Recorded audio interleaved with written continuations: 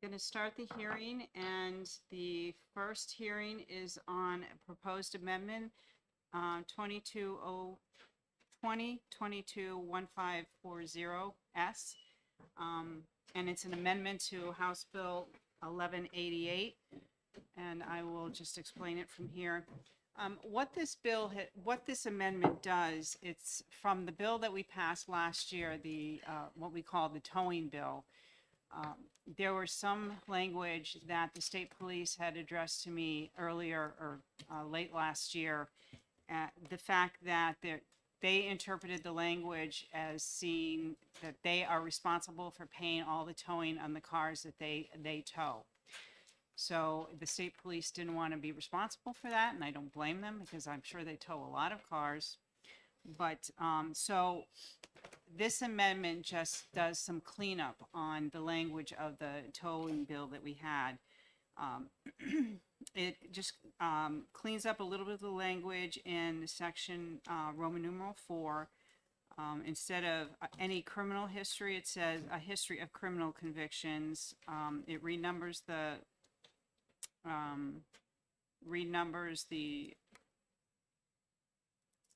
it does some renumbering.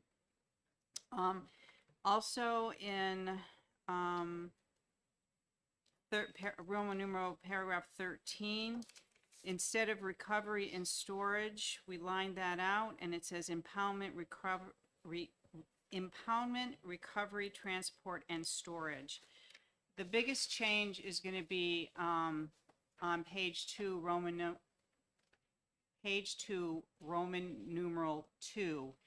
It lines out the towing and storage of the vehicle shall be at the expense of the state police. So we lined that out, and then it continues with the language of that paragraph. And we changed the RSA number to RSA 262:31-A.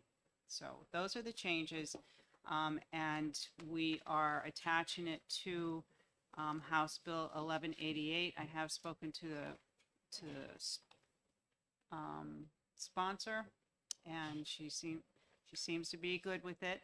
So with that, I'll close my testimony. Anyone have any questions? Okay. John Hennessy, do you want to come on up and introduce yourself? Good afternoon, Madam Chair, committee members. My name is Captain John Hennessy. I'm a field commander with the state police.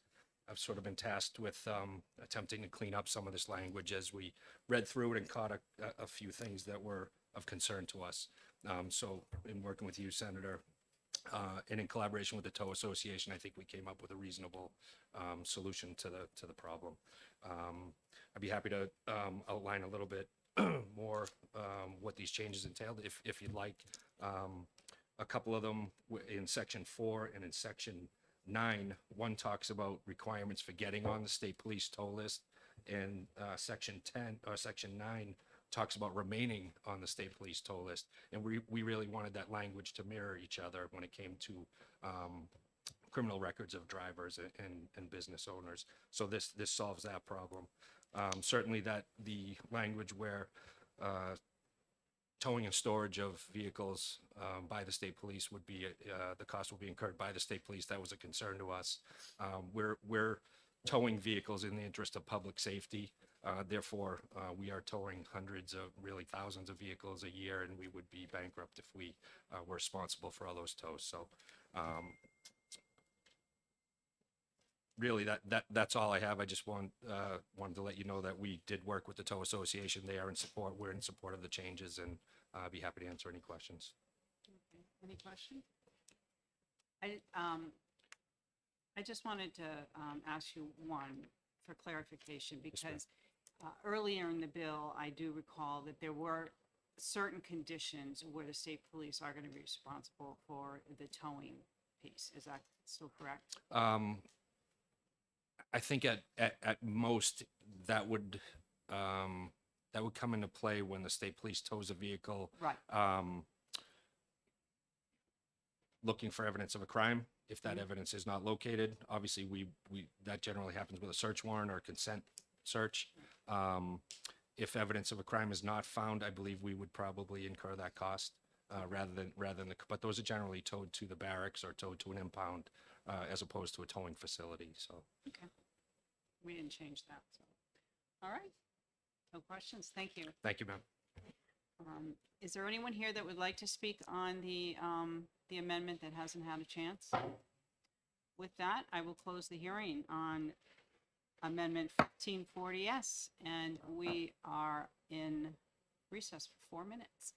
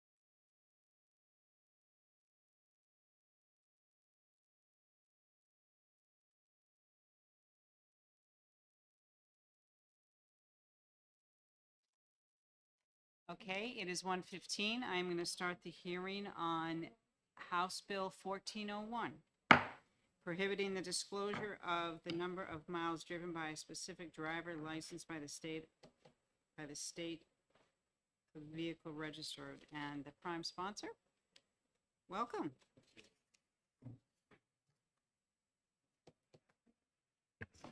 Thank you, Madam Chair, and thank you, members of the committee, for hearing my testimony.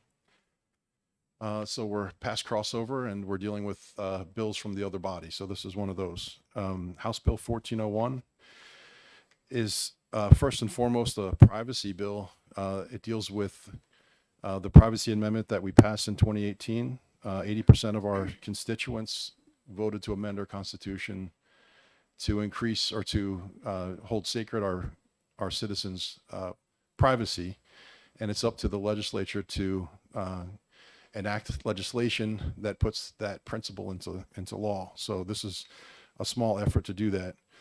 This bill would prohibit the Department of Safety inspection stations from sharing vehicle mileage information with taxing authorities outside of the state of New Hampshire.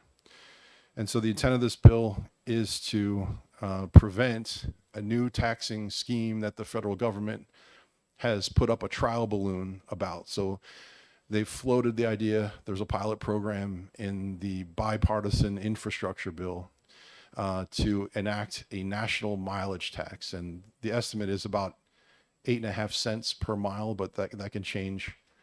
And so the federal government is projecting that they would like to implement a new taxing scheme that would affect our citizens. And one of the things it depends upon is the mileage information from our citizens. So this bill is very short.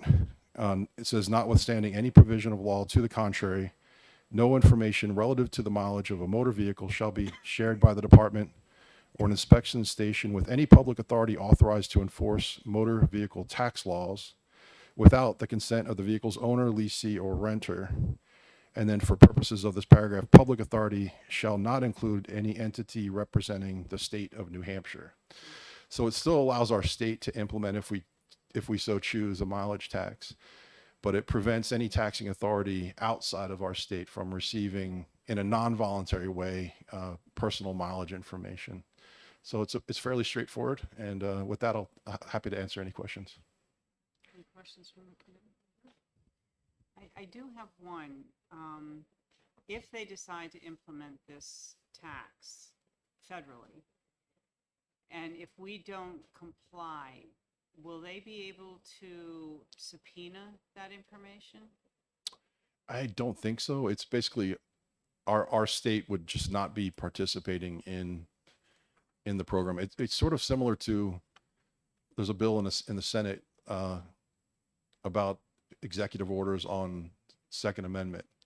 So that bill prohibits our state law enforcement from cooperating with the federal law enforcement. And that's certainly within our purview. And I would see this as a similar issue. One last question, sorry. Do you know of any cases, or someone else, I guess, behind you might be able to answer that, but do you know of any cases where they might attach some of our transportation dollars to something like this? I Much guess like I don't. they do with Medicaid dollars. So strings attached to Yeah. federal dollars? Yeah. I guess they could. And this would sort of be like, a stop to that. Send them the signal ahead of time. So they're projecting that they want to implement this new tax scheme. This bill's to sort of send a signal to Washington that we're not interested in that. And if enough states do that, maybe they'll do a different approach. So, Thank you. no, thank you. Any questions from you? Seeing none? Thank you. Okay, thanks for your time. Peter? Thank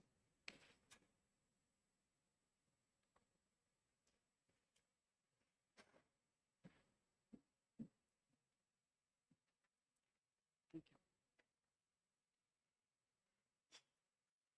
Representative Telarski? Welcome.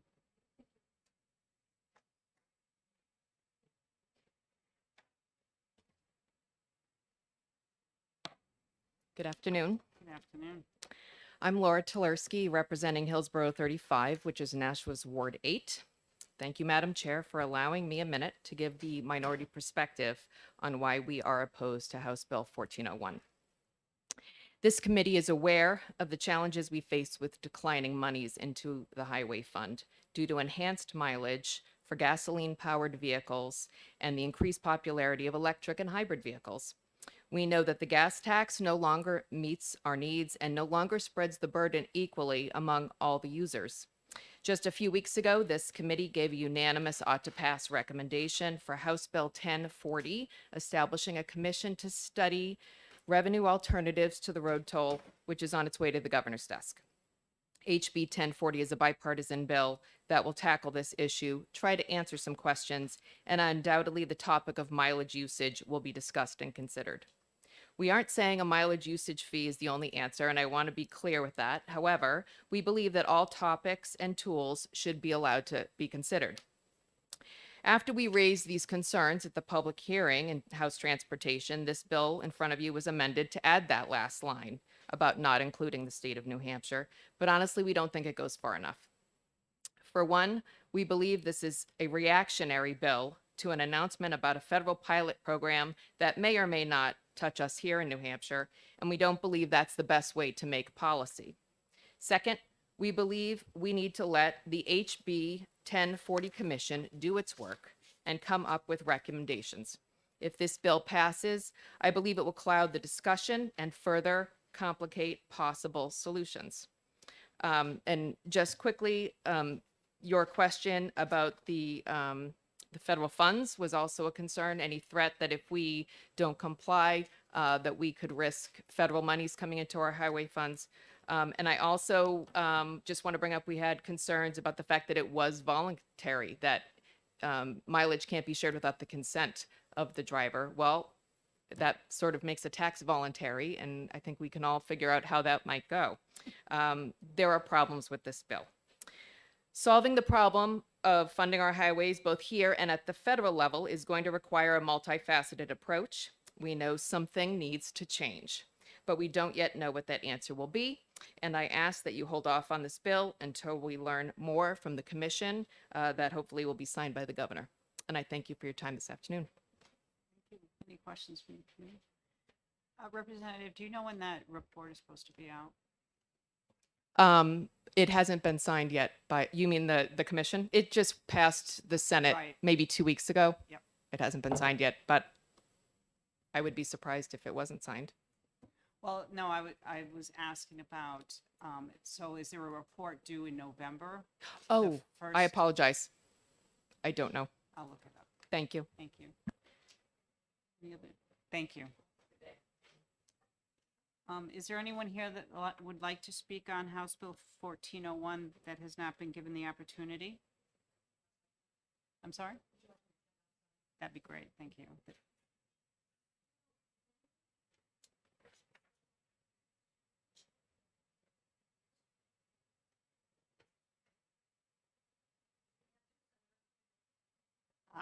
Okay. You didn't sign off? Speaking.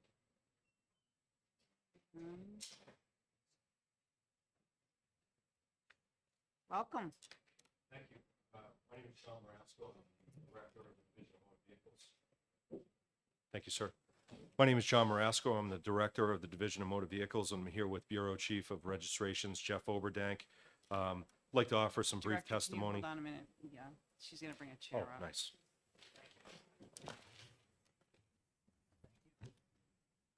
Senators, we would oppose this bill, as the passage of this bill would be a violation of RSA 26073, which governs the International Registration Plan, in the sense that it would not allow for mileage of portion plates traveling on New Hampshire roadways to be reported out. And therefore, it wouldn't allow us to participate in the program because other states have to report the mileage to us as well. And we recoup a certain amount of monies from those vehicles traveling on our roadways as part of this plan. It would have a deficit to the highway fund of approximately $200 million.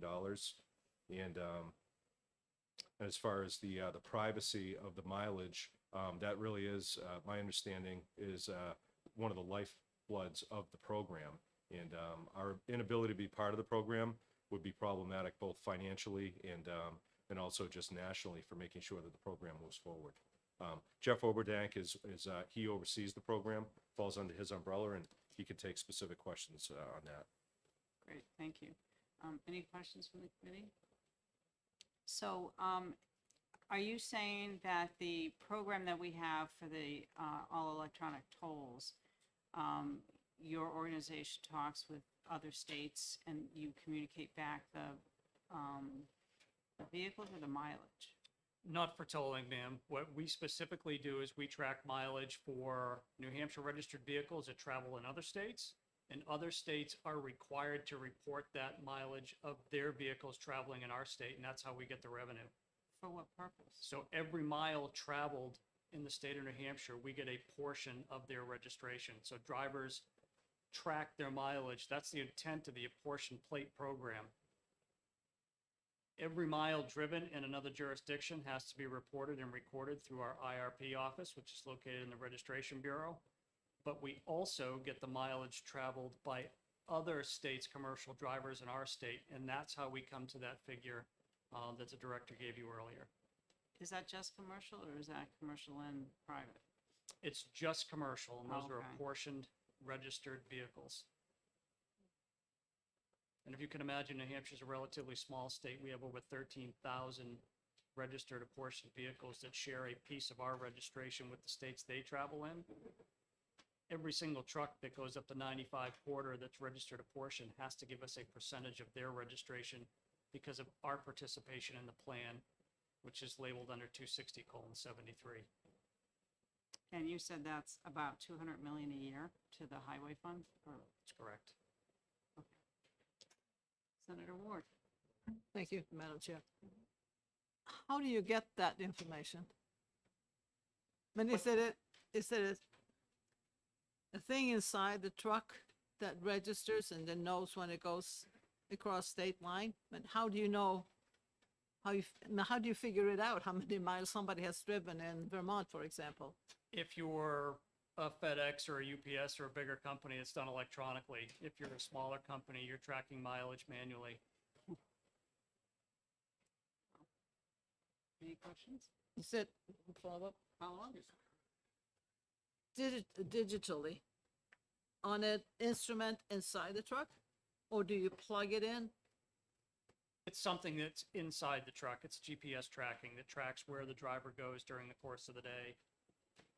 Does the instrument register when it goes across the line, or is it something that he has to push a button? Now I'm crossing the state line.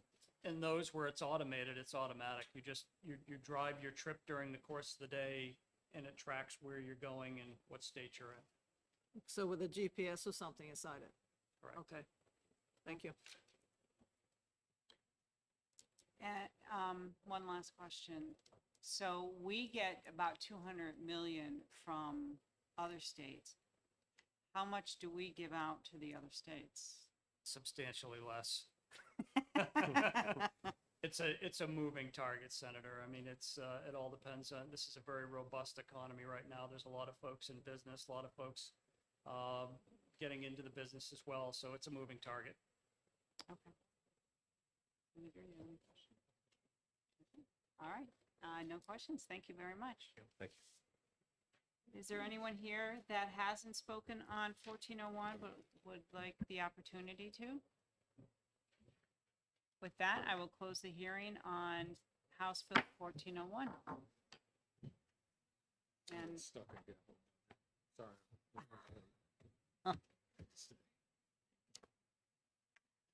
oh, capital budget. Oh, yeah.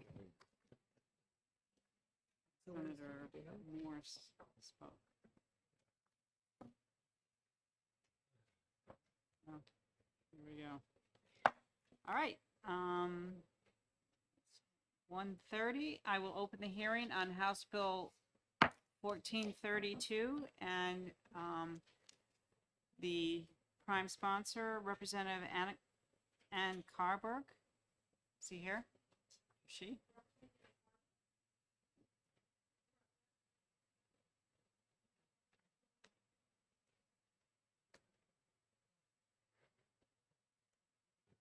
Hi. You're not Ann Carper. We on here? You're moving right along here. You're keeping these meetings chop chop. Not always. Okay. Welcome. Well, thank you very much, Madam Chair, members of the committee. My name is Mark Warden, State Rep from Hillsborough 15, representing Manchester's Ward 8. And I'm here today to introduce House Bill 1432 on behalf of the prime sponsor, Aidan Arkenberg. He apologized for not being able to make it today. He had a prior commitment. But he sends his regards, and he thinks you'll love this bill. I am a co-sponsor on HB 1432 because I've long been an advocate for protecting our taxpayers' interests. And I believe this bill helps accomplish that goal. Primarily, HB 1432 blocks any wasteful spending of taxpayer money on commuter rail projects without proper involvement by the legislature, including this committee. This bill passed with a bipartisan vote on the other side of the wall, and I hope that trend continues here in the Senate, as the Senate has been strong defenders of taxpayers in this state in the past, and most certainly this biennium. HB 1432 would not prohibit passenger rail from being constructed in New Hampshire, and that's one of the most important points of this bill. You might hear others testify that it handcuffs the Department of Transportation and municipalities, but in reality, it does not. It just provides more oversight by the legislative body on how to fund passenger rail, if at all, at the state level. If in the future an actual viable plan to develop and construct passenger rail is crafted, a new bill can be brought before this very committee, and both chambers will have the opportunity to thoroughly vet such a plan and ensure that it's the best use of taxpayer funds. At the present time, there is no such proposal. Contractors for the department are still working on yet another study on passenger rail, and without details about construction and operation costs, it would be fiscally irresponsible not to pass House Bill 1432, as failure to pass this may subject taxpayers to subsidize a plan without the direct input of the legislature. Commuter rail itself has been a pipe dream in New Hampshire for decades, and yet we still fail to see any traction on the actual construction of a rail. I believe that's primarily because of very low demand for such a rail project. Projected ridership in the last completed DOT study was low, and due to changing work habits following the pandemic and all people working from home, the new projections for ridership are even lower. And construction costs have skyrocketed since then, making any previous cost estimates invalid. Low demand for a strictly scheduled transit model that doesn't take you from point A directly to point B isn't a surprise with today's changing technologies. We have only to look at other transportation modes that are safe and effective and affordable and don't impose a burden on taxpayers statewide. Just look at Uber, Lyft, and others as examples. I have spoken with many of my constituents in Manchester about passenger rail, and while in theory, most folks enjoy the idea of having a rail system to get to Boston or other points south, their realistic expectation of use is very low. Those same constituents often tout the success of Boston Express or Concord Coach bus systems for easy transportation into the Boston metro area and free parking. You've probably all heard of the poll done by UNH Survey Center that showed public approval for commuter rail several years ago. Unfortunately, this poll only asked a very open-ended question about tacit approval for commuter rail in general.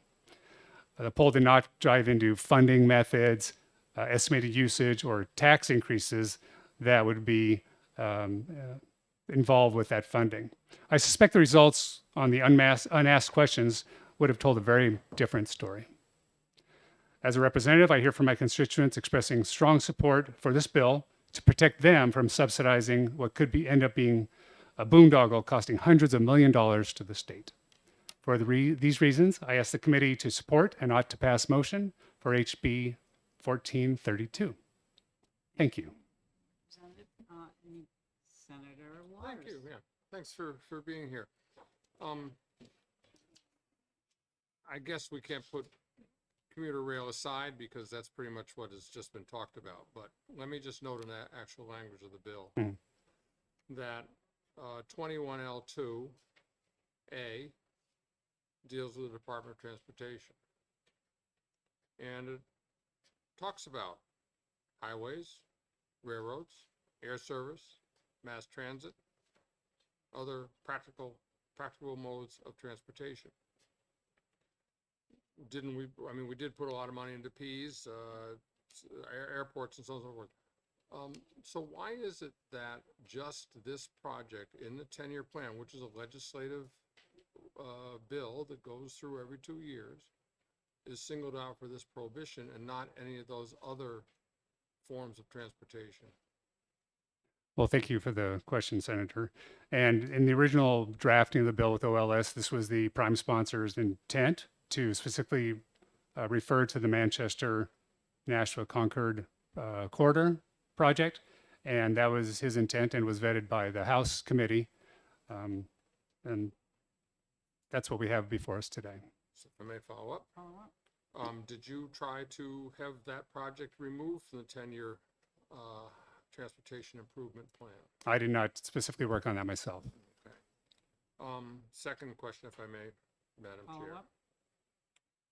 On line 14, the use of toll credits. Would it be fair to say that we use toll credits on many, many projects? And in this case, that it might bring into jeopardy the state because of the use of these toll credits on this project thus far? Current contracts. Yeah, thank you for the question. And I'm a fan of tolls in general, user fees in such instances. And I just think we continue to use the tolls as specified in the original use for other highway projects is appropriate, but not for the rail project. So you understand, I mean, just if I may follow, you understand what toll credits are?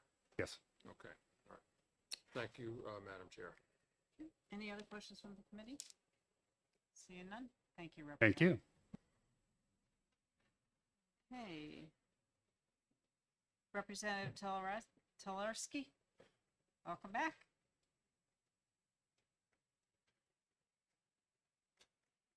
Good afternoon again. Laura Tularski, Hillsborough 35, Nashua's Ward 8. Since I was here this afternoon for the previous bill, I just wanted to express my opposition to House Bill 1432 that prohibits the use of state funds for new passenger rail projects.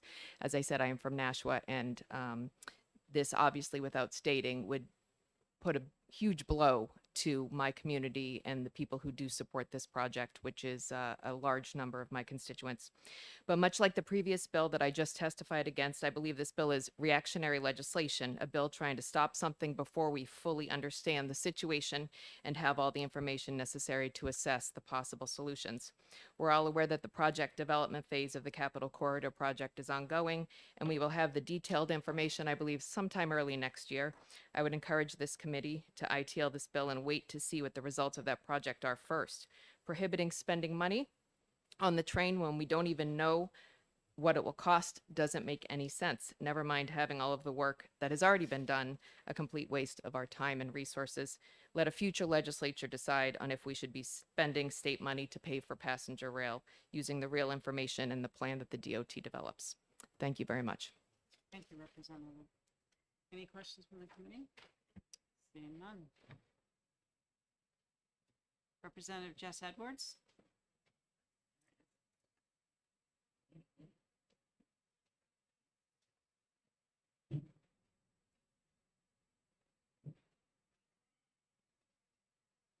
Thank you, Madam Chair. I'm Representative Jess Edwards, representing Auburn, Chester, and Sandown. I'm a co-sponsor on this bill. One of the reasons I'm an enthusiastic co-sponsor on this bill is that since this idea of banning state funds from passenger rail projects in New Hampshire got started, it's been a regularly recurring conversation on the local political Facebooks of Auburn, Chester, and Sandown. And I can state categorically that there is almost no organic support in Auburn, Chester, and Sandown for this project. There's a perception that there won't be any benefit, but there will be taxes that will come along with this. The no benefit part of it is because it's on, from us, it's on the wrong side of the river, and we'll probably not be accessing that system. But since no passenger rail in the United States gets by without heavy tax subsidies, it's expected that we would have to help pay for it. And there's not an appetite for that. We have, as a principle of our taxes in New Hampshire in general, that we believe in use taxes and sin taxes. If you're gonna use something, you're gonna have to help pay for it. This would be a really big example of disconnecting that principle from our state population. And I have to just go back to a wiser man than me who said something to the effect that low taxation is a result of low spending. And I think that that saying is in evidence here. And I would point out to the committee, which I'm sure you already know, which is having been a former resident in California, I've seen the political battles over trying to get passenger rail funded in that state. Notoriously, the Los Angeles to Las Vegas leg, the railway to nowhere that just spent billions and billions of dollars with very little use. And so I think that if this system is going to be pursued and if it's going to be effective, then it'll be done by the private capital markets where there will be accountability.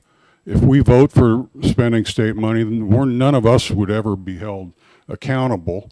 And investing in an 1800s transportation concept, rail, when we're on the verge of having autonomous vehicles in 10 to 25 years, just seems to be a particularly foolish step into our past.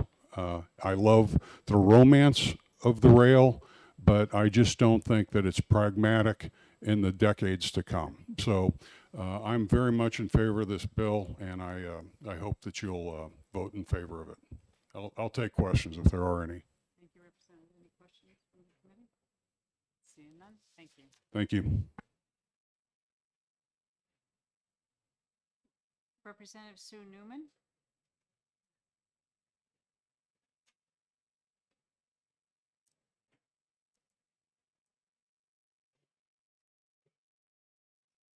Good afternoon, and thank you.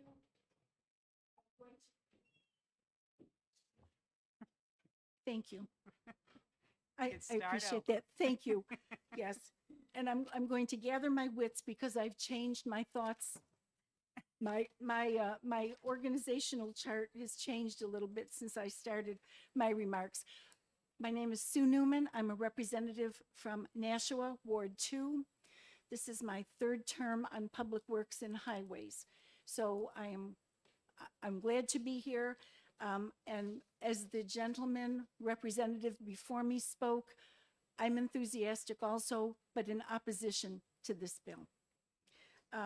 One of the things that enthuses me about not being able to support this bill is the nonpartisan situation on our highways, especially going south into the Massachusetts area, and the traffic tribulations that currently exist, such as the accidents, weather, and congested corridor segment delays that are routine occurrences for our New Hampshire workers heading south and for Massachusetts people coming north.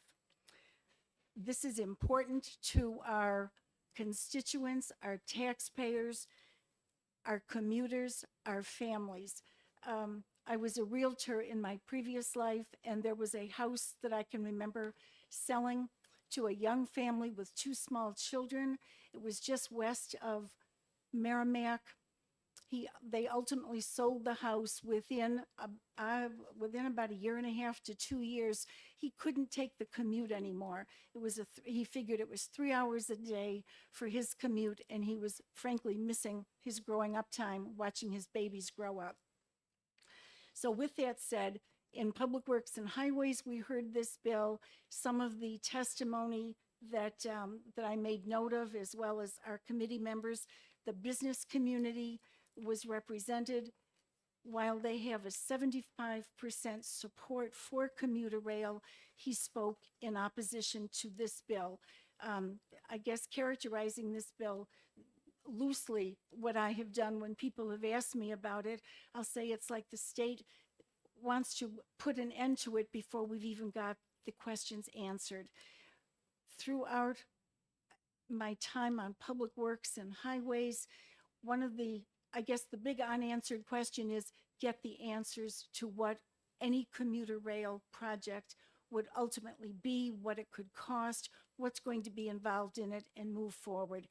I look at this legislation as totally premature, that it's a total distraction from getting questions answered that we need to get before a legislature in the future can make a decision.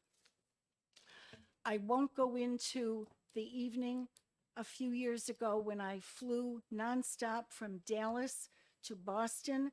It was a weekday, and we landed in what would be the commuting hours, and it took longer to do the drive home in a car than it did to fly from Dallas.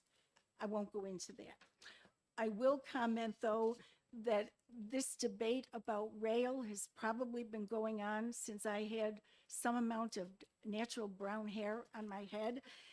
And I did find, interestingly, from 2013, a quote from somebody interested in commuter rail, that everyone wants to study the cost of commuter rail, but nobody wants to study the benefits. So with that, I hope this legislation will be ITL'd.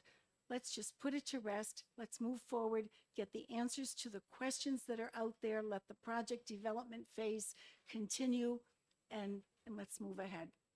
Thank you. Any questions from the committee? Seeing none? Thank you. Representative Marty Jack? Welcome. Thank you, Madam Chair. I'm Representative Marty Jack, Hillsborough 36, which is Nashua. I'm confident the committee knows that the project development phase is ongoing. The contract is awarded. It will be done later this year. It's funded with 5307 federal funds, matched with toll credits.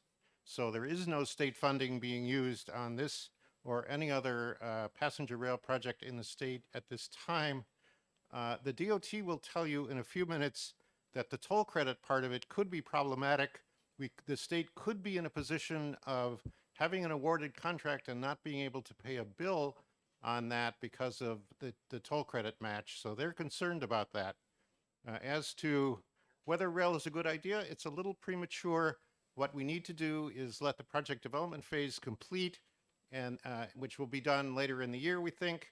And then the next legislature or a future legislature can consider the pros and cons and what the funding, one of the things the project development phase will do is create a funding plan.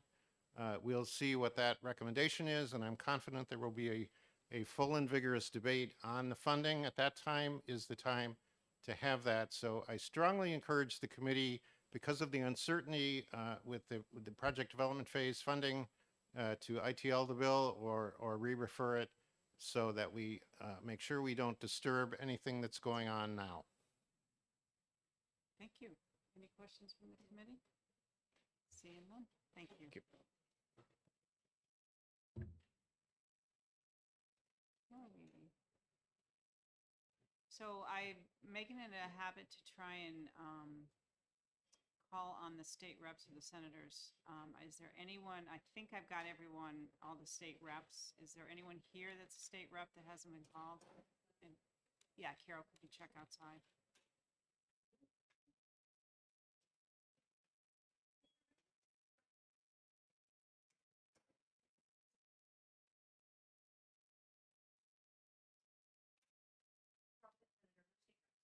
Okay, is Patrick Curlehy out there? Patrick Curlehy?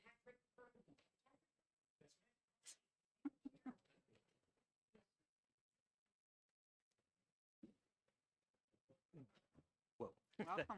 Thank you, Madam Chair, members of the committee. For the record, my name is Patrick Herlihy. I'm the Director of Aeronautics, Rail, and Transit at the Department of Transportation. We come today before you for House Bill 1432. As you can see from when I signed in, we are not taking a position on this bill. We feel that decide whether or not state funding should be used for passenger rail is completely a decision that this body needs to discuss and debate. But we do think that there is some problematic language in Section 2, which is line 14 and 15 and 16 of the bill, which talks about eliminating the use of toll credits to complete the project development phase of this project. We are currently in, I think as you've heard from previous testimony, we are currently in the project development phase of the Capital Corridor Rail project. That is a $5.3 million development phase project to look at go to 30% engineering on the project so we can come up with a reasonable cost estimate as if the project goes forward. It's also doing the environmental analysis, and it's coming up with a financial plan to how this is going to be funded with both federal, state, local, private, any sources of funding that can be made available for the project. So right now, the project started back in January of 2021. The toll credits have been programmed into an FTA grant, Federal Transit Administration grant, for that $5.3 million. That's 20% toll credit match. That's a 20% match is required. The federal government allows us to use toll credits. Toll credits being funding that has been previously spent on the turnpike system that we can use as a soft match for credit. So we find that this may be problematic if this goes through as written, as proposed. It would mean we would have to stop the project. We would have to go back to the Capital Budget Overview Committee to seek approval. And given how much time that may take, and if then the Capital Budget Overview Committee does not approve the toll credits, we will have to stop the project pretty much midstream. This project is expected to be completed by January of 2023, and we have already spent approximately $2.5 million of Federal Transit Administration funding so far on the project. With that, I'll take any questions. Go ahead, I'm sorry. Senator Waters. Thank you, Madam Chair. So on a toll credit issue, would it be fair to say that the reason this language is in there is because we wanted to have that authority to use the toll credits, and otherwise it would have had to go, I mean, we often approve these in the Capital Budget Oversight Committee. You come to us and ask for them, right? Yes, we would. And so what you're saying is that, okay, I mean, you know, you went, it was approved, now it's not approved again, and you have to come back again. And if the answer was no, either the project stops or you'd have to come up with cash, That's correct. which would have to wait for a budget or something. So that is chaos. Well, Would it be fair to say that this is chaos? Yes, that would be fair to say, I think. But we couldn't come up with cash because we couldn't use state funding. We'd have to look at local cash or private investment to finish this part of the study, part of the project. One more question. Thank you, Chair. Oh, When's the study going to be done? January of 2023.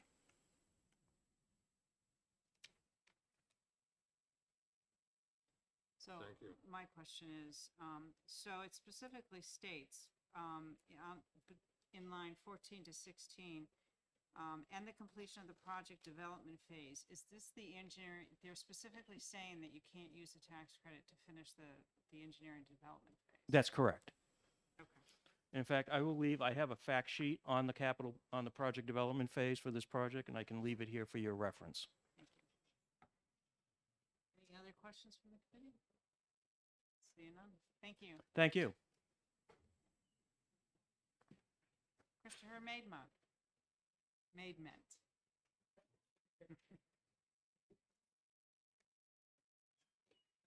Thank you, Madam Chair, members of the committee, for the opportunity to testify today. For the record, my name is Christopher Maidment. I am the Grassroots Engagement Director for Americans for Prosperity, New Hampshire. I am a longtime listener, first-time caller. Normally our state director, Greg Moore, would be here. Unfortunately, he's traveling out of state on another assignment. He does send his regards. Americans for Prosperity supports House Bill 1432 for one very good reason. It protects Granite State taxpayers from subsidizing a 19th century solution to our 21st century transportation needs. More critically, it protects all New Hampshire residents from higher taxes to pay for something that a very small percentage of Granite Staters would use. On the first point, American transportation habits are evolving. You heard earlier the advent of services like Zipcar, Two-Row, Lyft, Uber, and even the prospect of driverless and flying cars, which this committee recently worked through.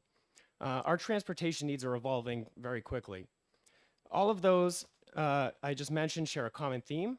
They're all on demand and they're all customizable. Those services take travelers from where they are to where they want to go whenever they find convenient. Now, if we compare that with passenger rail, riders have to take transportation to the station, and then when they get to the second station, they have to take another means of transportation to their final destination. All of this requires them to follow a rigid schedule that is out of their control. Clearly, passenger rail is not designed to meet our current or future transportation needs. Moreover, actual passenger rail usage would not be great. Despite claims of potentially high usage, the numbers often fall flat. Recent reviews of the New Hampshire ridership of the Downeaster show that Granite Staters just don't view passenger rail as the right option. As for the Manchester-Concord plan specifically, in 2014, the DOT's final report stated that approximately 3,122 riders would ride weekly. As of November 2021, that number is down 8% to 2,866.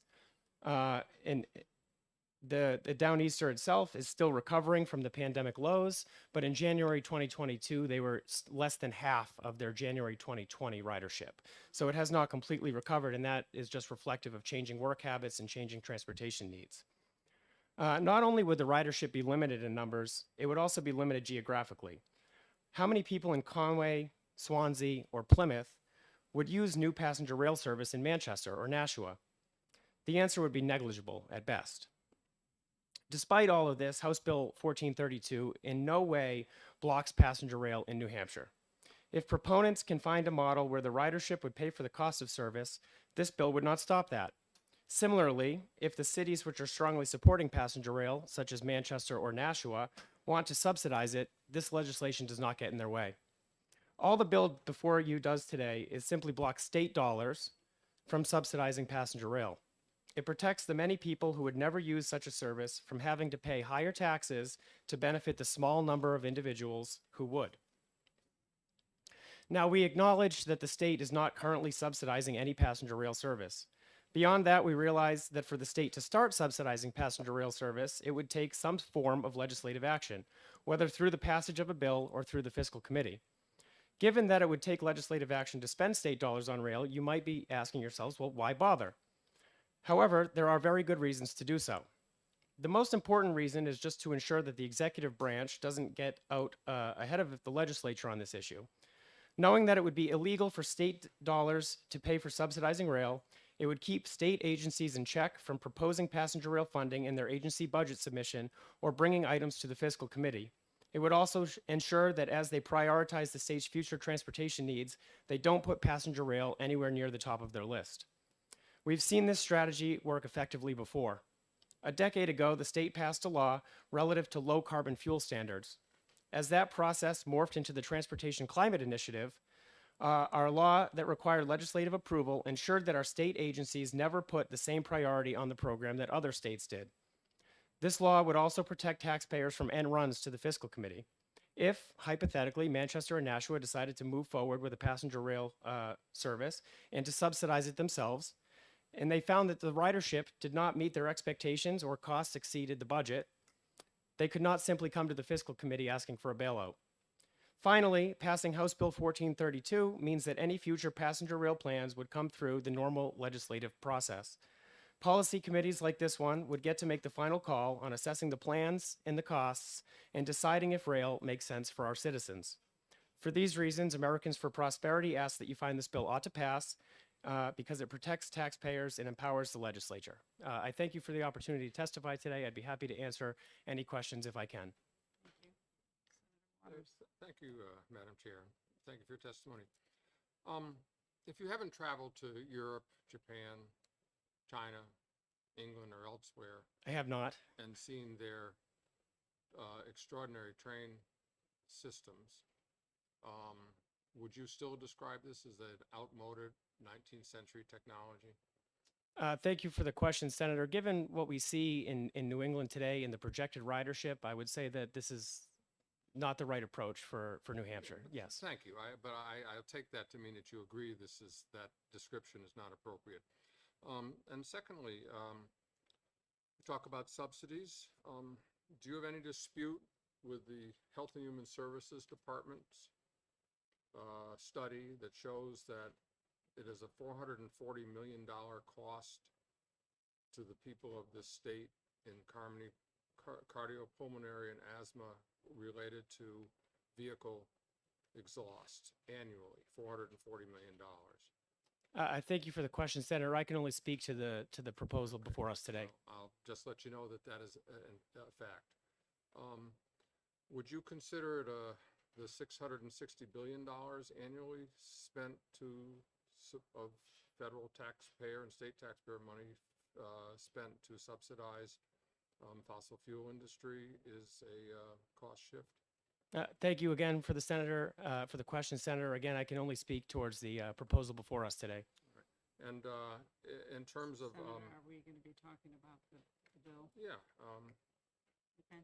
so in terms of would your group then support that we spend no state funds on air service, on highways, or on mass transit or other practical modes of transportation, or is it just rail?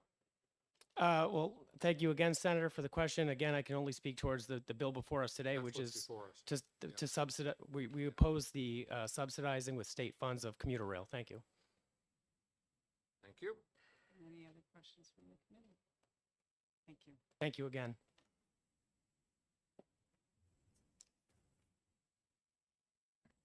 Wendy Hunt?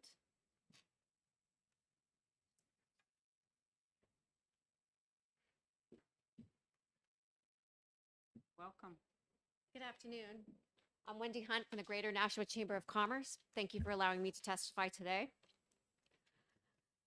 I'm the CEO of the Greater Nashua Chamber of Commerce, and I'm here to emphasize our continued support of rail expansion of the Nashua-Manchester corridor in New Hampshire. I also speak on behalf of the Manchester Chamber. We were together earlier in the day, and I'm not sure what happened, but together we represent nearly 1,400 businesses in the southern tier of the state and tens of thousands of employees.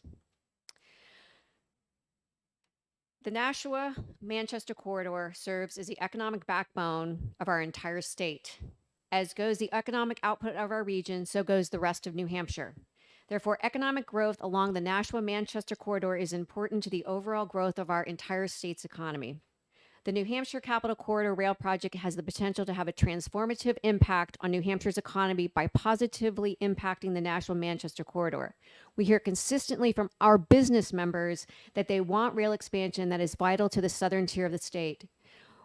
We are anxiously awaiting the results of a 2+ year study, as you have heard several times today, being conducted by AECOM Technical Services of Manchester. With a price tag of $5.4 million, this will not be completed, as you have heard earlier, until January 2023. Completing this PDP is crucial as it will allow for a complete understanding of the costs and benefits of rail expansion and allow policymakers and the public to have the facts needed to consider this important economic opportunity for New Hampshire. When completed, this study will lay out the engineering, environmental, and financial plan of rail expansion. It is our position that HB 1432 is clearly premature. It seems more appropriate for the legislature to wait until the PDP is completed. Then, with all the facts, rail expansion could then be openly discussed and debated at the appropriate time. On behalf of all these businesses and thousands of employees that we represent, we recommend that HB 32 be found ITL, and thank you for your time and consideration. Thank you. Any questions from the? Sure. So in the bill itself, it says here, I think this is speaking to what you're telling us, that the whole point of the Department of Transportation's planning development is on line 6 and 7 to support state growth and economic development and promote the general welfare of citizens of the state. And would it be fair to say that that's what the chambers of commerce want, but that the following lines that eliminate passenger rail directly contradicts the effort to support state growth and economic development? I would agree with that assessment. And I think another misconception is that only New Hampshire people are going to be going south on this rail, when in fact, especially in the southern tier, with our workforce issues, this would be bringing up plenty of workers on the rail. And I think our entire point is we don't have all the facts. And there are a lot of other subsidies that happen with transportation, and we just would like to be able to make an educated decision and ask you, our legislatures, to do the same. I do have a question. Sure.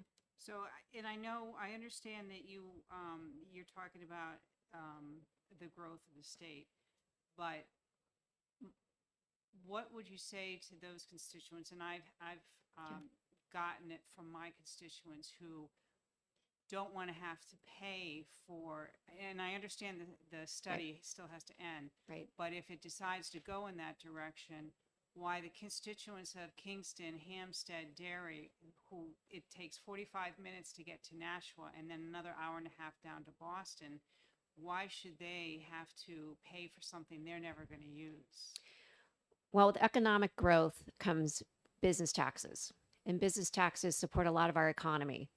I've also gotten the question about, well, the rail is going to stop in Manchester or Concord, but we have the right-of-way rails all the way up to Littleton. So this does have the potential to go statewide at some point. I'm not saying it is, but what I am saying is it really seems like a waste of taxpayer dollars if, in fact, all the proponents for 1432 are saying we don't want to waste taxpayer dollars, yet that's exactly what they're asking you to do, to recommend this bill for passage and not let this study play out. They're quoting studies from 2014, 2015. Well, this is exactly the point of this study, is to give us all the information. No, and I understand. Right. All right, any other questions? Seeing none, thank you.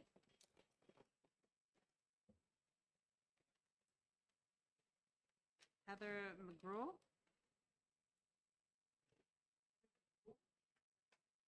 McGrew, I believe.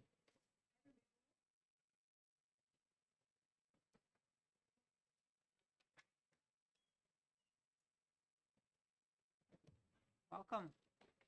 Good afternoon. I'm Heather McGrail, the interim CEO and president of the Greater Manchester Chamber.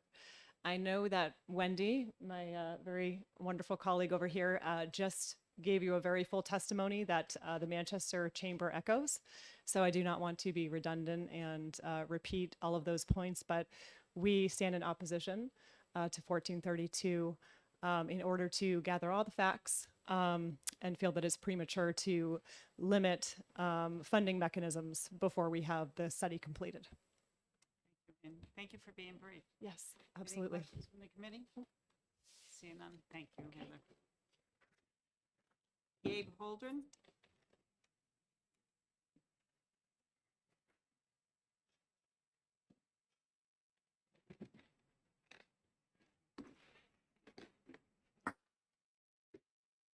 Hi, thanks for giving me a chance to speak on this. Just a little bit of perspective on, this is the sort of thing that is notorious for boondoggles, so a lot of oversight is definitely a better thing. But even if this goes, just swimmingly well in every regard, it does get finalized and completed, it's still something to be very careful with, because on the one hand, you have a project that is more likely to benefit the people coming into New Hampshire rather than the people here, and at the same time, a sudden shift in the culture. So, I mean, if you have this hooked up to the Boston-Washington corridor, then it's going to change the culture of New Hampshire. And one of the most attractive things about New Hampshire is that you have sort of less of a big city kind of culture. I mean, I came here from Denver, which is, as you might know, an enormous city with the metro area being twice the population of this whole state. And I mean, that's one of the more attractive things here is that we don't have that just that same kind of bustle and population and outlook in a place like this. So, and something to keep in mind as far as the economics of this issue. So with the result of the pandemic and the lockdowns, a lot of the businesses moved to Zoom calls. So if you look at where property values are increasing, it tends to actually be in really the nicer places in the world, because a lot of the business is being done over Zoom calls rather than having to be done face to face. So if you look at the property values that are really increasing, it's nicer places, whereas what's staying about the same is places like Washington, D.C. So just something to really be careful with the possibility of suddenly changing New Hampshire's culture at the expense of the people of New Hampshire. Thank you for your comments. Any questions from the committee? Seeing none. Thank you. Thank you. Zephyr Wood?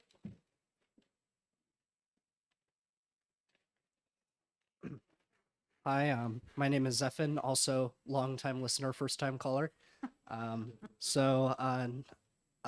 a citizen, taxpayer, homeowner, and small business owner in the state of New Hampshire, and I'm arguing in favor of this bill. Other states have already tried this before and have failed stupendously at instituting government-built and-run railways. For example, after 12 years of delays, mismanagement, and political gridlock, the total cost estimate for the California High-Speed Rail Authority reached $100 billion by the year 2020. And originally it was only budgeted for $35 billion, which still sounds like a lot to me. And they never even finished it. It's still not completed. And New Hampshire, as I believe everyone in this room knows, is a very fiscally conservative state. Granite staters generally hate reckless spending. Additionally, New Hampshire residents are hurting hard at the current moment from the federal spending that has ensued over the past couple of years and the resulting inflation. Everything from gas prices to household items have increased in their cost. The last thing we need at this moment is a never-ending, wasteful, and bureaucratic project that will impoverish granite staters through their property taxes. Additionally, utilizing the basic tenets of economics and prior precedent that we have to rely on, if there's a demand for a passenger rail, it will be provided for by investors that seek to fund it. People like to make money, shocker. Some of the first railways in the US had significant private funding, in fact, and if there's value, the investment generally flows in organically. As it currently stands, I personally have a lot of fixed costs and can't really shoulder another government boondoggle project if I could help it. We need to reduce spending, not increase it. And HB 1432 ensures that the wasteful spending does not continue. It is clear that no matter what we do, water will always be wet. Government-funded railway boondoggles will always be costly and never-ending. I urge you all to vote OTP on 1432 to keep property taxes down and to reduce wasteful spending on bureaucratic passion projects. Thank you. Thank you. Any questions from the committee? Seeing none, thank you. Drew Klein. Welcome.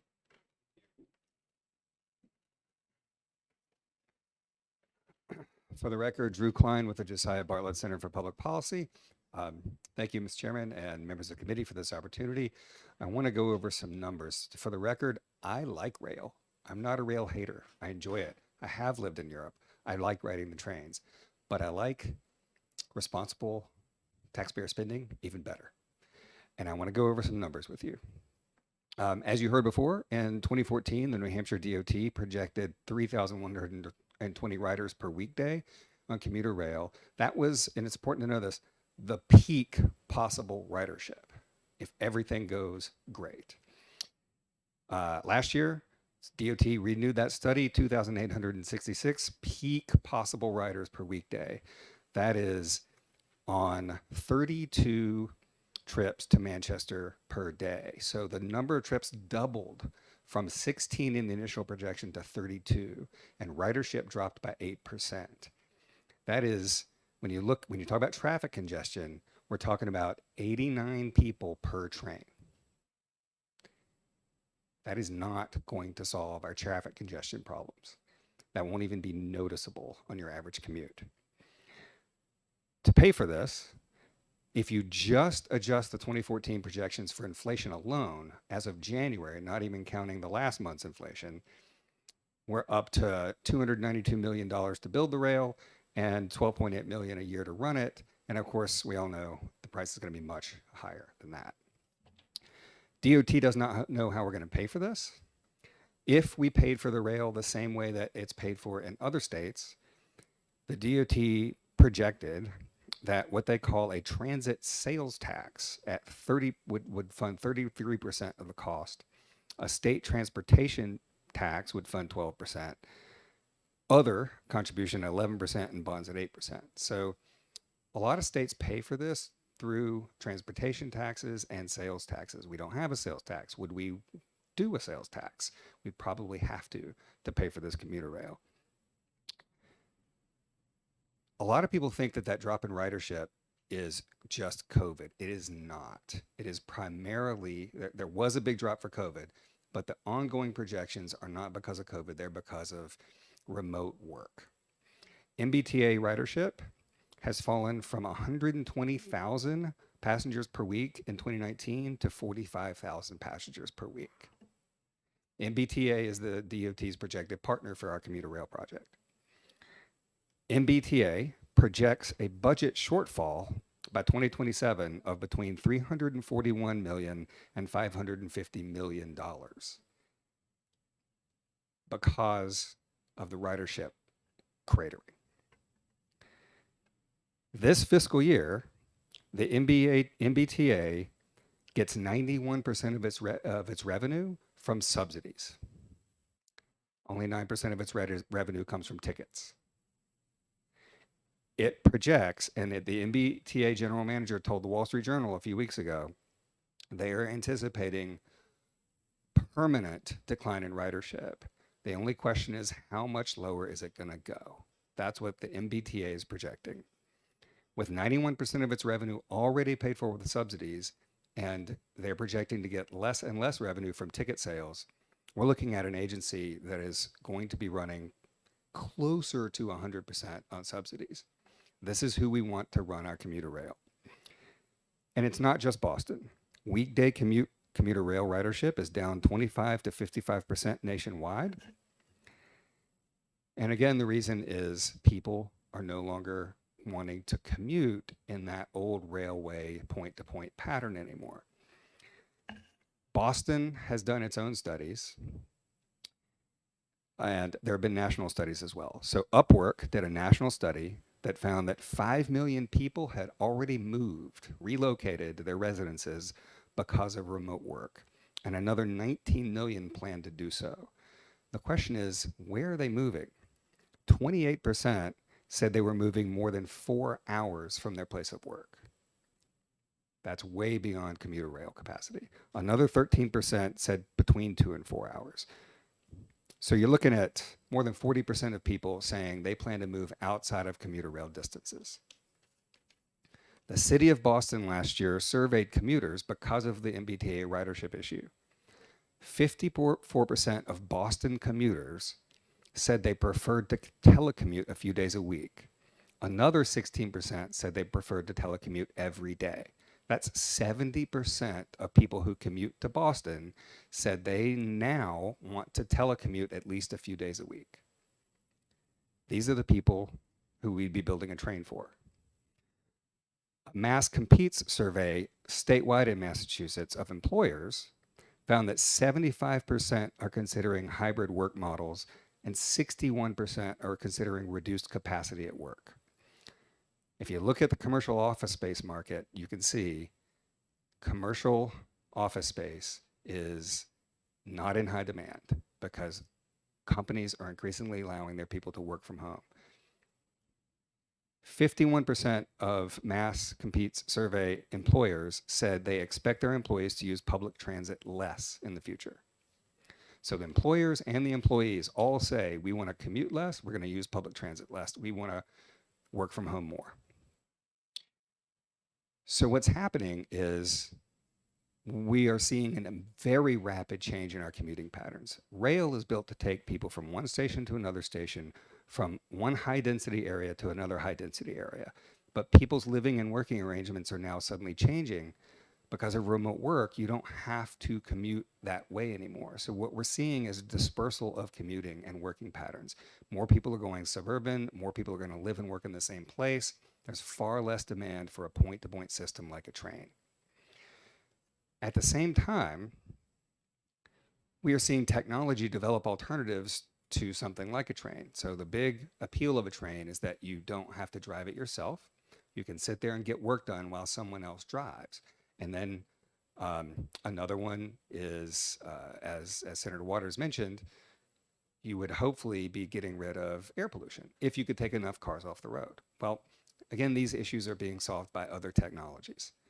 As train ridership is declining, we already have self-driving taxis on the road today in Phoenix and San Francisco. Waymo is developing a self-driving car for the ride-sharing market. The New York Times reported today that artificial intelligence in cars can all but eliminate crashes. That's what we expect to happen in the relatively short term. Audi unveiled today a self-driving minivan. GM has already patented a self-driving car that teaches the driver how to drive. Scary.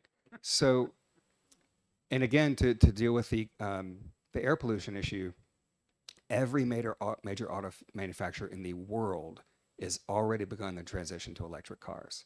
It's happening. We are going to solve the air pollution issue from tailpipes by going electric. And we're going to solve the commuting, getting work done while passively sitting there in your vehicle by driverless cars. So these technologies are moving forward. They will be the way people drive and commute from their workplace to their home and vice versa, if they even work outside of their home, not a rail system that takes you from station to station. So that's the end of my testimony. I'm happy to take questions. Oh, all right. Thank you. Bruce Clendenny.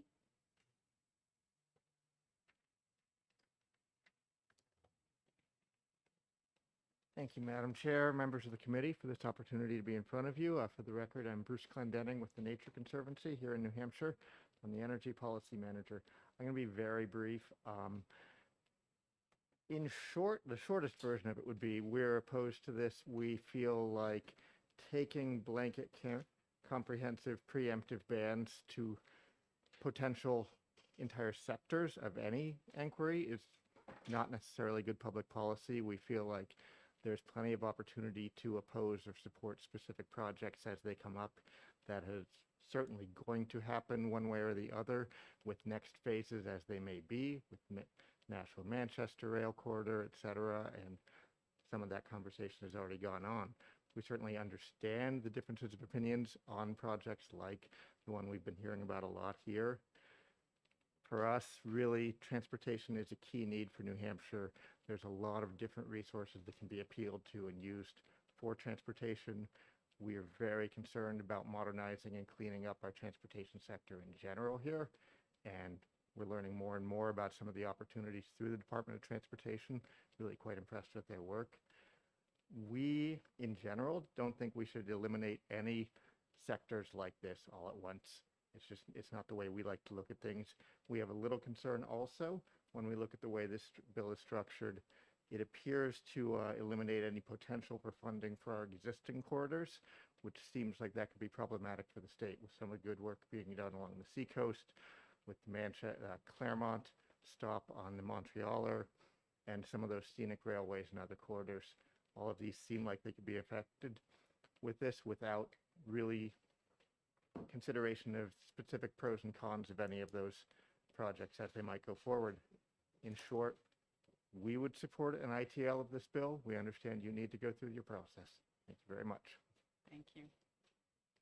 Senator Waters? Yeah, thank you. So on line 9, as you're referencing, so the Downeaster Project, which runs up through the state, and I will say the economic development impacts of that have been enormous on Exeter and on Dover, and I won't talk about Maine, but I know that's the case up there.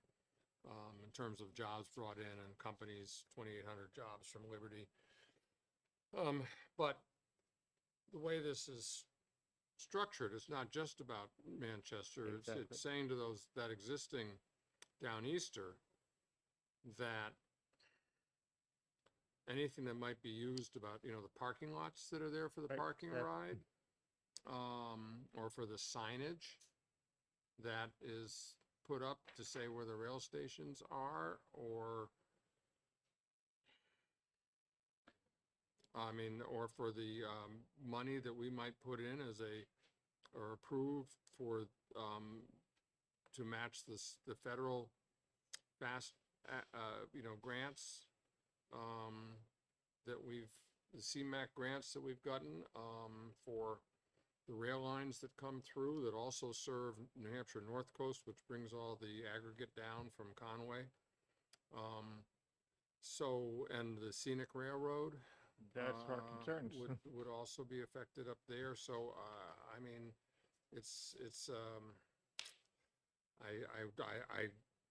don't know if that was their intent to try to basically throw a monkey wrench in existing successful passenger rail, or they just were trying to go after the Manchester Nashua one. But that's why I used the word chaos before. That Would you was, agree?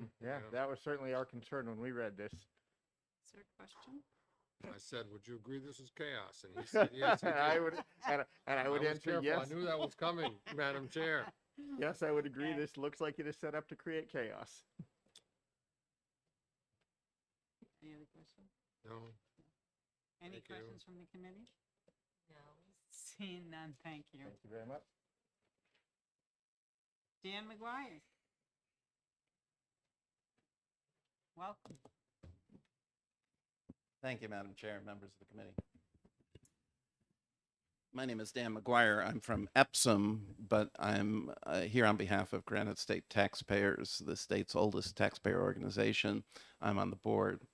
We're in favor of House Bill 1432. In fact, when I was a state rep many years ago, I think I was a prime sponsor of a very similar bill.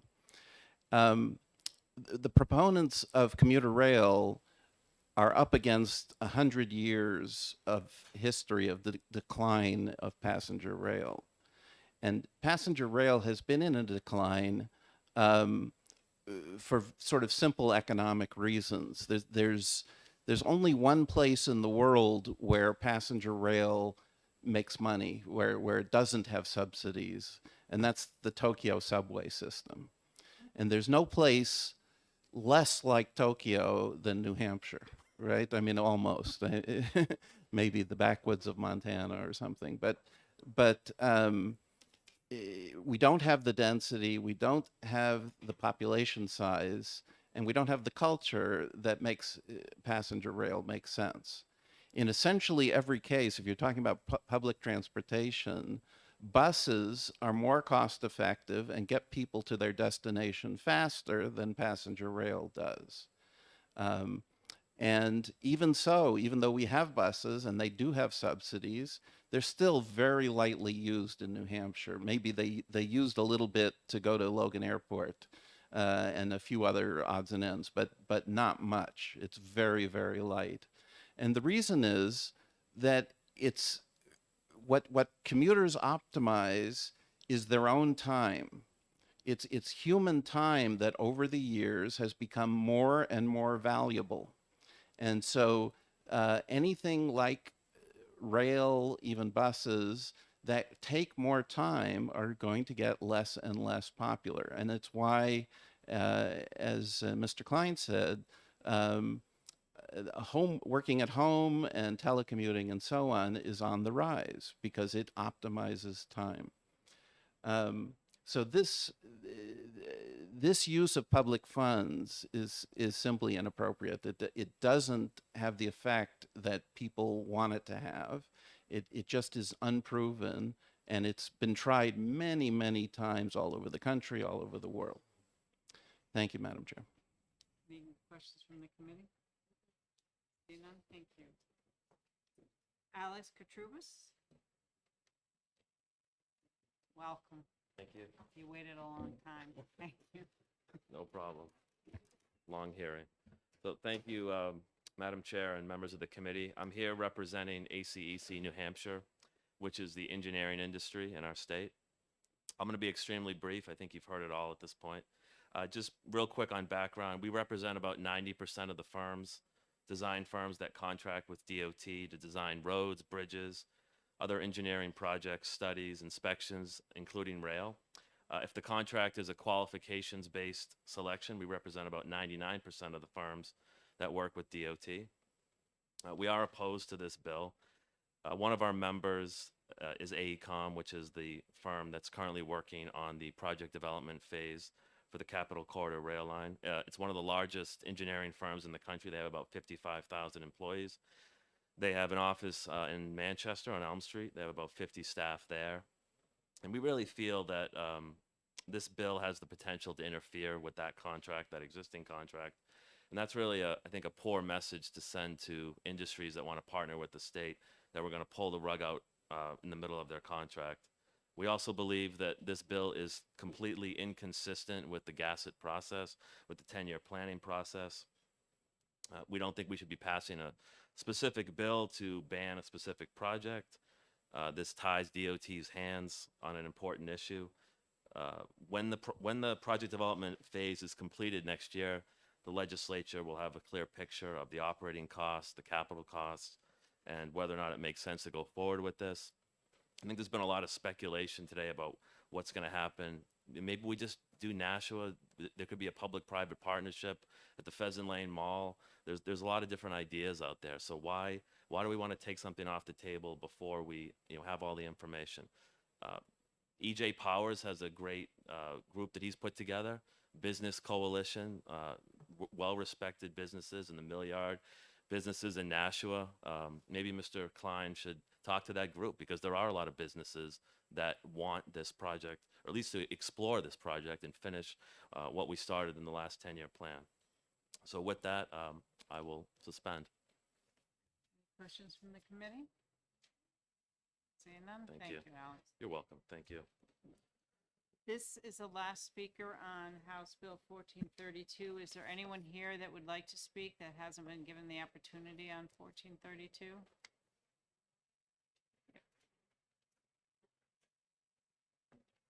Cheers go up from the committee. Not yet. I keep looking over there. How many? Did that yesterday in election law with the, Oh, yeah, we had a long one I don't remember what it, today on lobster, and then we didn't even get to the squirrels.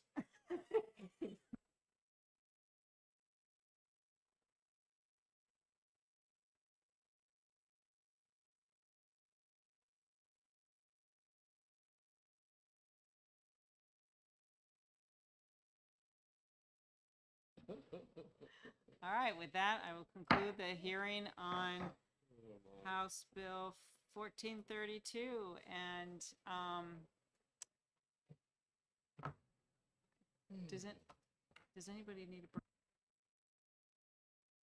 I will start the hearing on the last hearing on House Bill 1636, relative to the prohibition of carrying a loaded firearm on an OHRV or snowmobile.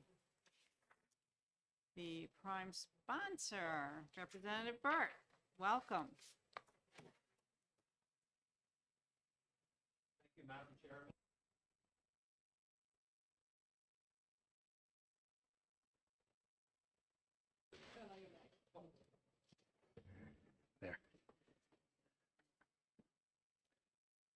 I'm sorry, go ahead. All right. Thank you, Madam Chairman and fine representatives. It's a wonderful day today. And I would like to open up House Bill 1636, and it's relative to carrying a firearm on a snowmobile or four-wheeler. This is my third time to attempt this. It really is an easy bill that should have passed third time ago. Give you a very quick history of why it's taken 3 times, and hopefully the governor will sign it this year.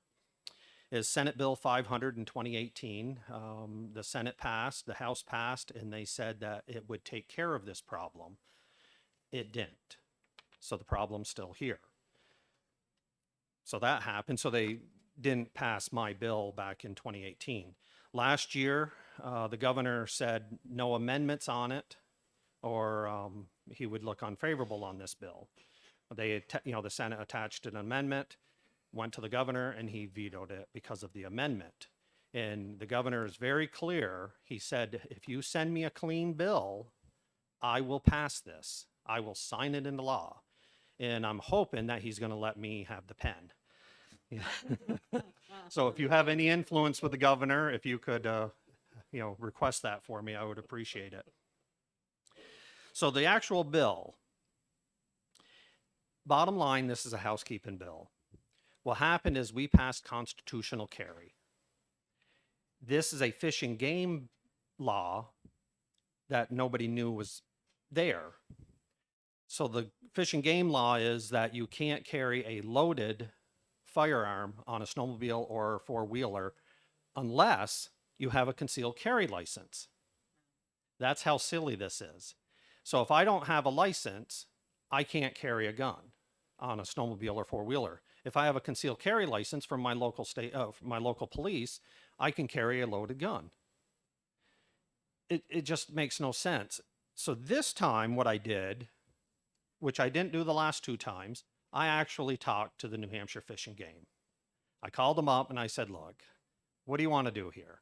And he goes, John, repeal it. We aren't enforcing it because the AG told us if we enforce this, they're going to throw it out of court because of constitutional carry.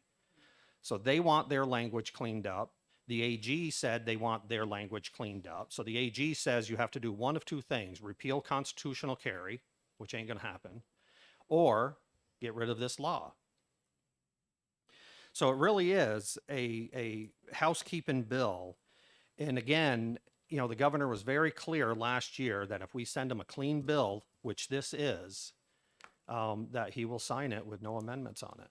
And so I hope you do that. And again, it's just a housekeeping bill. We want to get rid of that language so that way we have a true constitutional carry in New Hampshire. Because currently in cars, trucks, motorcycles, boats, everywhere else you can carry a gun. Unless you don't have a concealed carry license, then you cannot carry it on a snowmobile or four-wheeler. And I'll take any questions. Yeah. Thank you. I hear what you're saying here, and that's where we are. But I just because I spent 2 terms in the House on the fishing game, and so this is kind of a would you believe, because this law, and as it previously was, came out of conversation too. So would you believe that originally we had this, and with vehicles, because it was the only way they could enforce anti-poaching laws. So there could be presumption that if somebody had a loaded weapon. So, we're going to do what we're going to do on this, but I just, I just want to remark that there was in the midst of time, there was actually a reason for what the legislature did. Okay. Back when. No, thank you for the question or the would you believe. I would agree with that. But I believe Fish and Game has learned since then, poachers will poach, law-abiding citizens like John Burt will not. Things have changed. Yes, things have changed. It's like when I passed my suppressor bill that Governor Hassan signed into law for hunters. The Fish and Game said that it will wipe out every deer, and our herd is more strong today than it has ever been. So it's, it's if you're going to poach, you're going to poach. And, You know, but I believe on snowmobiles, especially my father-in-law lives up in Colebrook, and my brother-in-laws go up there. A lot of my friends go up there. That's huge money up there with four-wheelers and snowmobiles, and they want to carry their guns because of safety. They said they get out into the woods, and you know, there's things out there that might not like you, and they just feel safer carrying their guns. And Yeah. if I may follow, would it be safe to say that, however, the hot dogs are poached legally? Yeah, yes. Thank you.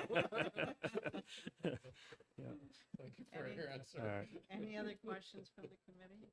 Seeing none, thank you, Representative. All right, and I do apologize, but I'm supposed to be to work at 3 o'clock in Goffstown, so if you don't mind, I'd like to. Absolutely. All right. Oh, and- your paying job.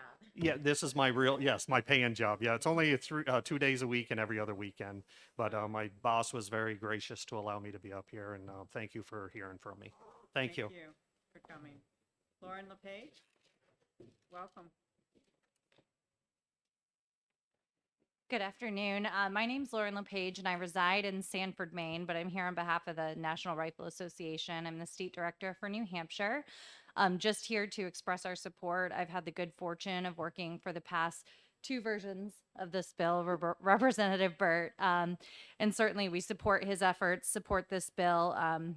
We do really see it as a cleanup bill, and certainly it would make sense that if you have the right to self-defense in a boat or a motor vehicle, that should also extend to being in the woods on a snowmobile or an ATV. So I will take any questions if you have them, but aside from that, just want to say we're here to support, and I will save the committee lots of time from hearing from me go on and on. Any questions from the committee? Seeing none, Thank you. Gabe Holgren, welcome back. Thank you. I just wanted to say that if you want a consistent and intuitive to follow set of laws, then go ahead and pass this. Unless you're really trying to blindside people with an unexpected curveball. And thank you, that's all. Thank you. Any questions? No. Yep. Zephyr Wood, sorry. As you can tell, I'm a multitasker. I don't take a lot of days off, so I wanted to make sure I got the most bang for my buck here. All right, so I'm speaking in favor of HB 1636. As you probably know, in 2017, New Hampshire passed the historic constitutional carry legislation, making it so that citizens do not have to ask for government permission to defend themselves or their families. Unfortunately, that piece of legislation did have a small oversight in it, namely that it did not include OHRVs and snowmobiles, despite, from what I've heard from the framers of the legislation, their intention was to have it extend to as many places as possible. After all, situations can arise in which a granite stater may have their lives in danger while riding one of these vehicles. And riding these vehicles don't automatically make people more dangerous that are riding them than if they aren't. And additionally, being on these vehicles doesn't make the driver any less deserving of their right to self-preservation when they're riding them. To make it a bit more personal, I have a foldable kayak, and I enjoy kayaking on the beautiful lakes and ponds of New Hampshire. And off-road vehicles help me in ensuring that I don't exhaust myself by the time I get there. And when I'm in the heart of the forest, it's very important to me that I'm able to defend myself if I encounter a dangerous situation in the New Hampshire woods without becoming a criminal. And so with that, I urge you to vote OTP on HB 1636 and support common sense gun rights legislation. Thank you. Thank you. Any questions? Seeing none.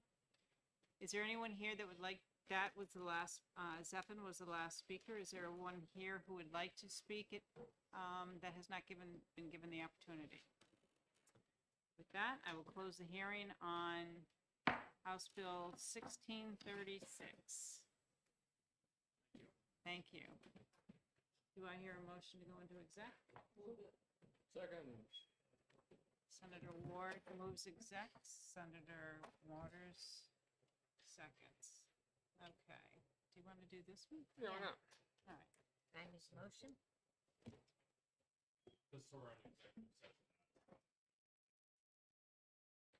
So, since we went ahead and passed this the last few years, and the only reason apparently it was vetoed last year was because the gun line bill was put on it. So, do I hear a motion? I make the motion of ought to pass on HB 1636. Second.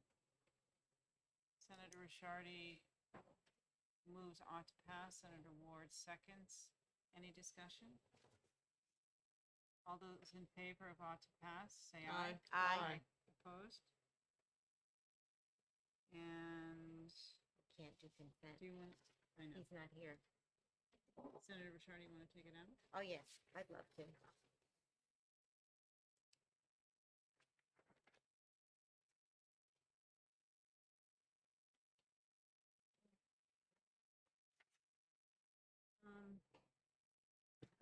I'm gonna hold off on, 1432? yeah. Let me, That's as what we're, it is since right we're there. here, Madam Chair, let me mention to the committee a way I think we might be able to find a way. I mean, I don't know, you're gonna have to Why check. don't we talk about that offline, because All I think right. I have an idea too. Yeah, all right, well, why don't we just have this? Yeah. We get a minute, okay, good.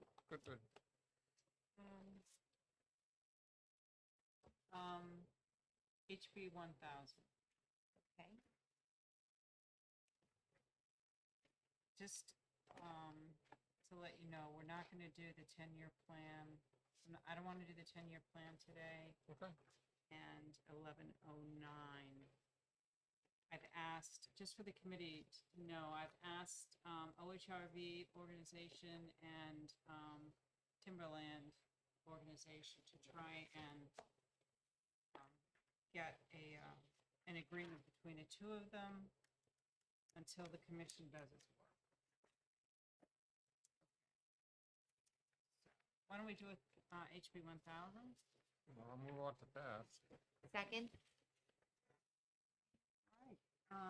Any discussion? All right. All those in favor of ought to pass on HB 1000, say aye. Aye.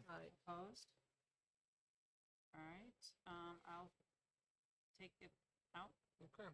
Oh, you made No, the no. motion, right? No, that's all right, you can take it out. No, I know.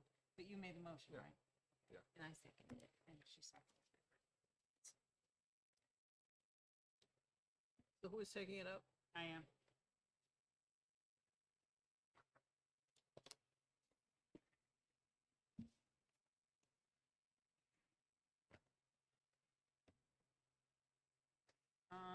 I'm gonna hold off on the, oh, let's just hold off on that one. Oh, how about the establishment of a commission? Is that the one you had the? 1188. Yeah, that's the one I had the, It's 1188, is it? Yep. Sorry, I wasn't here for that, Madam Chair. Do we have to vote on the amendment first? We have to actually make a motion on the primary bill, and then we'll present the amendments. Then we'll combine the amendments into a committee amendment, and then we vote on the amended bill. Talk about Okay. 1188? Yep. Yeah. So I'll move on to pass 1188, Okay. Second? and for an amendment, There are two amendments. yeah. So what do we have at this point? We have Ms. Suzanne Smith, 1573, which was were the changes that we made to her bill, and I talked to her about it today. She was okay with them. You probably. let me see. I got it, yep, okay, thank you, Got it? yep. I know. So, so what we did on line 14 in the bill, we added at the end of the line, this is two members of the public, one shall be appointed by the New Hampshire Association of Conservation Commissions, and one who shall be appointed by the North Country Council, who is in the butter. Does that sound right?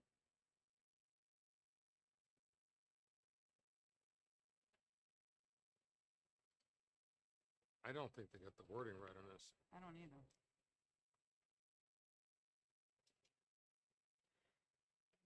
Appointed by the Why don't we, we had one of which will be in a butter. So they could either take from yeah, the, that's what they left out. yeah. So we'll have them put that back in. Okay. This is for 1540. 1537.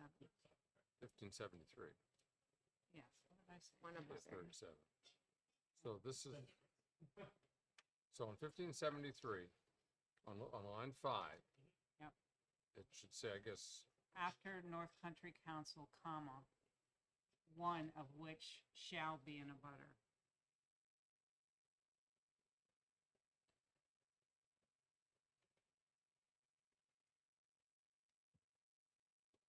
you got it? That, I'm just going to read this back so then we have the correct language. So it would say, after Conservation Commissions, and one of whom shall be appointed by the North Country Council, comma, one of which shall be in a butter. Okay. correct. And also what it does on line 10, the positive and adverse effects of OHRV activity upon the state and local economies.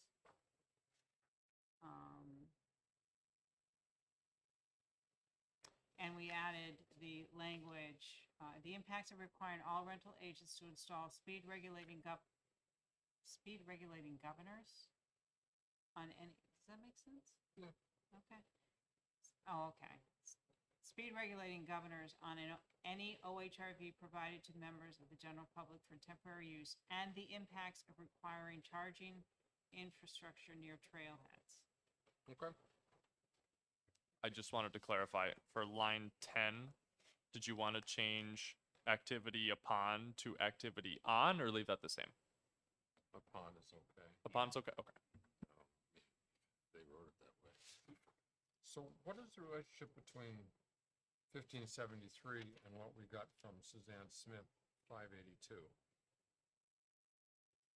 I don't know. Because this I is don't see 580. Is that an amendment? So it's February 8th, so why is that here? Because Wait. it was amended by the House. Yeah, but the, so I think we could ignore, Hold on. it's dated February 8th, so I don't even know why it's here. Pardon? It is the House amendment, so we can ignore that. Sorry? Yeah, Okay. here it is, 311, Amendment 2022, 0582. All right, good. I just somehow got in here and it doesn't take much to confuse me. Okay, so we'll do, and then we'll combine that amendment with 1540, the towing correction. So we want to do the changes to 1573, and then the changes will be, it'll be combined with 1540. And to make a committee amendment. Okay, we'll have to vote on the committee amendment as well. Yeah, So I'll move the committee amendment. I'll second. So which Senator- one of them? Huh? It's now 1540? one. It's one amendment. We're all going- 1540 is going to be? Or it's going to have a new number? 1573 and 1540 are going to be combined Yeah, into okay. one The as a committee committee amendment. Okay? Yep. Yes, I second it. All those in favor of the amendment, say aye. Aye. Opposed? So ought to pass as amended. Second. All those in favor of ought to pass as amended, say aye. Aye. Opposed? I think I've been here too long. I'm actually getting. Doing our sleep, right? This is good. This is good to get this done. It's good. Yeah. So did we do all of it? We ought to pass as amended? Yes. Okay. Oh, yeah. Can we do 1474? Hold on. Oh, Senator Ward, you want to take this out? Sure.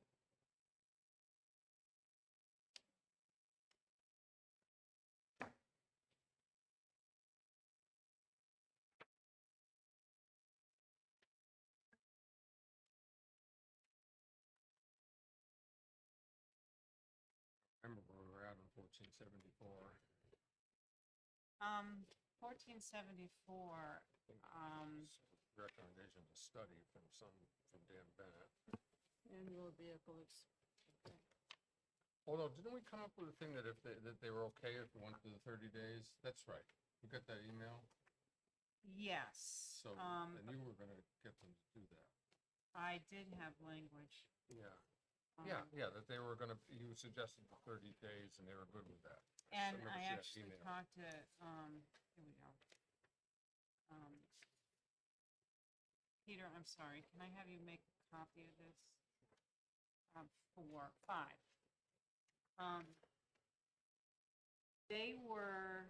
I talked to Tom Walsh, and he said, he didn't really. But, I did talk to Director Marasco. They actually found an error in there, so they have a correction in that. So, I thought we can either pass the whole thing as a committee amendment or just take the correction piece and pass it as is. To me, I'm thinking that if we do the 30-day, it might be a nice outreach to the House. Oh, I think we ought to do the 30-day instead of the way it came to us, the 4 months, because I just think once I heard about the 2 colors of decal, I said, no. You've got to have them match up. So the 30 days took care of it. So 30 days took care of it, and it's actually fixed. I wish Marasco was still here, because I want to make sure that the colors are the same, Right, but that's 30 days to do that. But, we could wait until next week. we passed it. Sorry. We can wait till next week. We have the others to do anyways. Yeah. I think maybe because there's some moving parts in this, that if we were to have one amendment. Why don't I have it drawn up? Yeah. I'll send it out to everybody. We can tweak it. Okay. So we'll hold off on, There's a lot of, this one's have more than 2 moving parts. we're gonna hold off on 1474. 1432, I'm holding off on. Now, I wasn't here for 1401. I have my own kind of feelings about it, but I don't know what you heard. Actually, it was kind of interesting.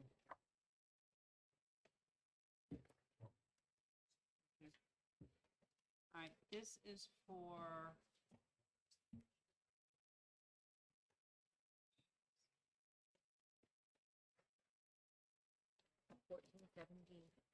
1474. Oh, I'm sorry. This one. Okay, thank you. Ruth? Oh, sorry. Ruth? Yep.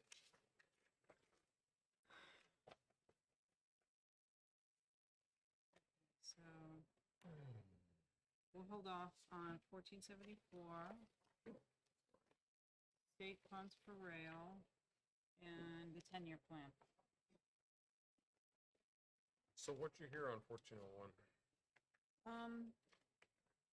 Oh, and we're holding off on 1109, the approval, because I've asked them to, get some language together. Yeah. Okay.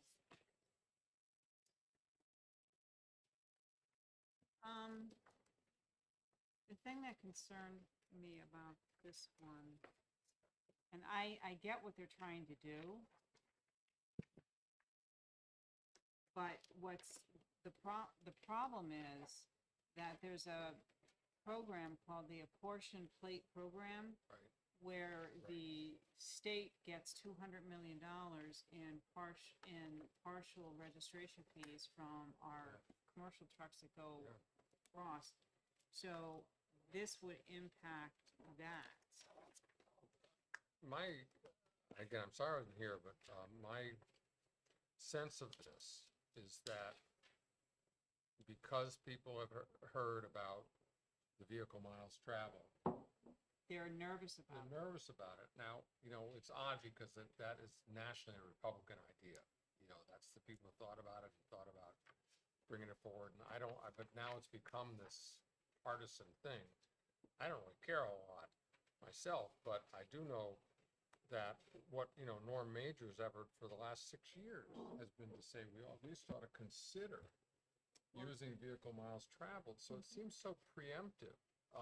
And besides that, if something ever did pass at the federal level, which I think I wouldn't be surprised if it does like 10 years from now, but I won't be around likely.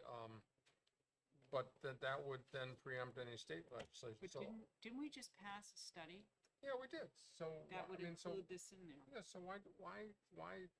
This seems entirely premature. Plus that issue you raised. I think it doesn't solve any problem, but it makes problems. So why Well- should we do it? No. I mean, nobody's proposed this. There's no law that's passed, and I'm gonna hold on to this to next week. yeah. I know So it'll see what take you a while. think. We're gonna hold on to this one. Talk to the commissioner. All right. We're done today, huh? There is a motion. I move. Second. All in favor? Aye. Aye. 3, 4, 5. So we have 5 to do next week. When do we have to have? Yes, Venice, but which one does it go with? Is it just? 1470. Yeah. When do we have to have the bills out of committee? Correct. Yep, so we need to Even vote. the non-fiscal ones? Yes. We're getting there though. We're in pretty good shape. We've got to know. figure out on the I wanted to be like done early. I guess I won't be. almost.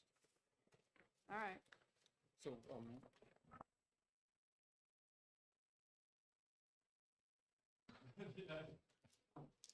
We're adjourned out of transportation. good you're here.